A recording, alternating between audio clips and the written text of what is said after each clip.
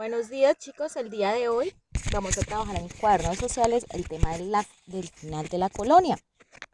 El siglo XVIII es también conocido como el siglo de las luces. Durante este periodo prevalecieron la ciencia y la razón como motores incuestionables del progreso de la humanidad.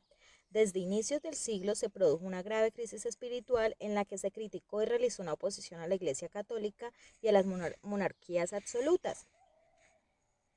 A lo largo del siglo nacieron varios movimientos intelectuales como la Ilustración y el enciclopedismo. ¿Se han escuchado la Ilustración? La Ilustración la escribió Emmanuel Kant. Emmanuel Kant habló sobre este proceso que se llamó la Ilustración. ¿Listo? Entonces, para que por favor, si pueden investigar sobre eso, sería mucho mejor. Bueno, los cuales contribuyeron a que se originaran varios movimientos revolucionarios. El primero de estos inició en Estados Unidos, extendiéndose también a Francia.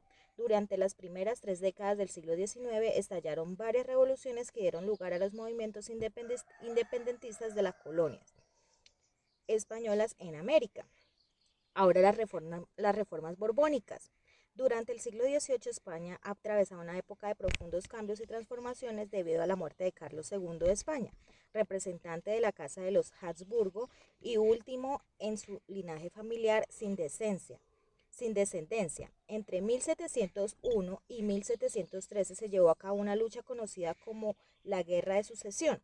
Carlos II, el hechizado, definió como su sucesor, o sea, quien lo proseguía, quien lo iba a reemplazar a Felipe de Anjou y Felipe IV, perteneciente a la Casa de los Borbones, una familia real de origen francés. Felipe V, Felipe IV, perdón, introduciría una serie de reformas que transformarían la política tradicional española, tomando como base y ejemplo las costumbres francesas. Posteriormente, Carlos III, nieto de Felipe, influenciado por las ideas de la Ilustración, buscó una modernización de la sociedad bajo el sistema de despotismo ilustrado. Este reducía la participación política del pueblo con el fin de fortalecer al Estado. Sin embargo, impulsó un gran número de reformas culturales y educativas que generaron un florecimiento cultural en España. Estas reformas se conocen como las reformas borbónicas. A continuación les voy a mostrar cuáles son estas reformas. Las reformas borbónicas constituyeron una serie de cambios políticos y administrativos que buscaron la modernización y un mayor control de las colonias americanas por parte de la corona española a partir de las ideas de la Ilustración, las cuales defendían la labor del Estado como principal y única figura de poder, la imperante crisis económica y el contexto por el que atravesaba España, guerra contra Inglaterra, corrupción y la evasión de impuestos en la Nueva España.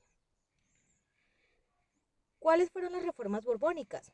Están las reformas políticas, que fue una de las que se encargó de eliminar la Casa de Contratación y el Consejo de Indias. Se nombraron nuevos funcionarios y se introdujo el sistema de intendencias, las cuales dividían los territorios en nuevas jurisdicciones y eran administradas por un intendente español limitado el poder del virrey. Eso también impidió el acceso político de los criollos, recuerden quién eran los criollos, a los diferentes cargos públicos.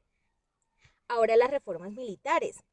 Tras los constantes ataques de piratas y corsarios en las costas de Caribe y con el fin de aumentar el control territorial, la corona española decidió institucionalizar y crear un ejército. Se terminó de construir el sistema de murallas de Cartagena y se inició el gran reclutamiento de hombres para dicha labor. Ahora las reformas económicas. Se reorganizó la Real Hacienda, introduciendo nuevos funcionarios para que le rindieran cuentas directas a la corona. Asimismo, incrementaron los impuestos comerciales y la alcabala, los impuestos a la producción de tabaco, sal, tejidos y aguardiente generaron un gran descontento en la población de la Nueva Granada, expuesta en la rebelión de los comuneros. Otra de las reformas fue las reformas culturales. La educación en las colonias era impartida por las comunidades religiosas, entre las que se encontraba la comunidad jesuita.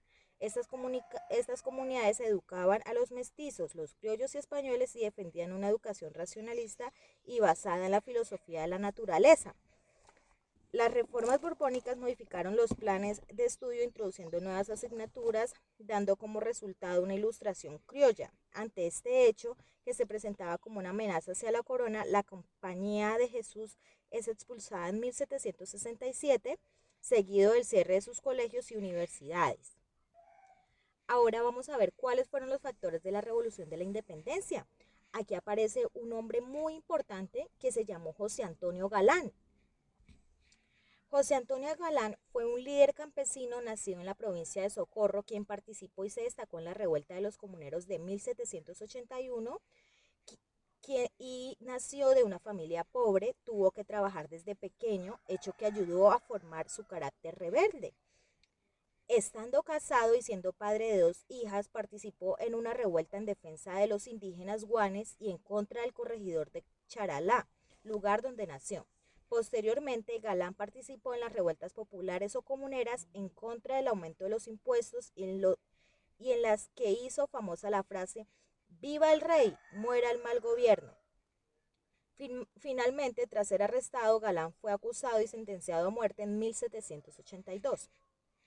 ¿Qué fue la rebelión de los comuneros? La rebelión de los comuneros consistió en un levantamiento popular armado que tuvo lugar en el pueblo del Socorro en 1781, ante el incremento de los impuestos del tabaco y la forma violenta del recaudo por parte de las autoridades. Tanto criollos como mestizos e indígenas se unieron para protestar en contra de las medidas imputadas por la corona española, bajo la consigna «Viva el rey, muera el mal gobierno». Los habitantes del Socorro se tomaron la plaza y expulsaron a las autoridades de gobierno. Tras el estallido se estableció una junta mediante la promulgación de la cédula del pueblo, comandada por José Antonio Galán, y se organizó una movilización hacia Santa Fe para hacer entrega de las capitulaciones de Zipaquirá, un documento redactado por los comuneros que exigía el cambio de las reformas instauradas. Sin embargo, los comuneros fueron traicionados por uno de sus líderes y José Antonio Galán fue apresado y condenado a muerte. ¿Cuáles fueron varios los factores que impulsaron la Revolución de la Independencia? Les voy a hablar 2 de ellos. El uno fue, por una parte, las nuevas ideas políticas que se generaron gracias al movimiento de la Ilustración, la que ya les hablaba que era de Manuel Kant, tuvieron eco en los sectores estudiosos de la Nueva Granada a pesar del temor y el control ejercido por parte de la corona española. Siempre la corona española estuvo al mando de esto, pero hubo gente que se opuso a este mandato, ¿cierto?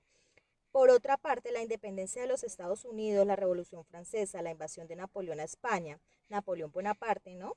La traducción de los derechos del hombre y del ciudadano por parte de Antonio Nariño y la naciente participación política generaron un nuevo pensamiento en la élite criolla, alrededor del deseo de libertad. ¿Cuáles fueron los factores externos que apoyaron la Revolución de la Independencia? O sea, que vinieron de afuera, ¿cierto? Entre esos está la independencia de los Estados Unidos, que fue en 1776. Tras el alza de los impuestos por parte de Inglaterra en sus colonias, los norteamericanos se organizaron para enfrentarse a los ingleses. Tras ganar algunas batallas decisivas, las colonias proclamaron la independencia y redactaron su primera constitución, la cual estableció un gobierno federal con un presidente y 2 cámaras legislativas elegidos por voto popular. O sea que la misma gente fue quien los eligió, ¿cierto?